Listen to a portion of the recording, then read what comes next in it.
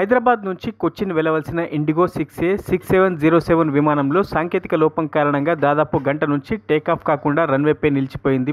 దీంతో ప్రయాణికులు ఆందోళన వ్యక్తం చేశారు. ప్రయాణికులు రెవెన్యూ శాఖ మంత్రి పొంగులేటి శ్రీనివాసరెడ్డి, శాసనసభ్యులు తెల్లం వెంకట్రావు, జారే ఆదినారాయణ తదితరులున్నారు. సాంకేతిక లోపం కారణంగా టేకాఫ్ తీసుకున్న తర్వాత తిరిగి వెనక్కి వచ్చిన విమానం. ప్రత్యామ్నాయ ఏర్పాట్లు చేస్తున్న ఎయిర్లైన్స్ సిబ్బంది.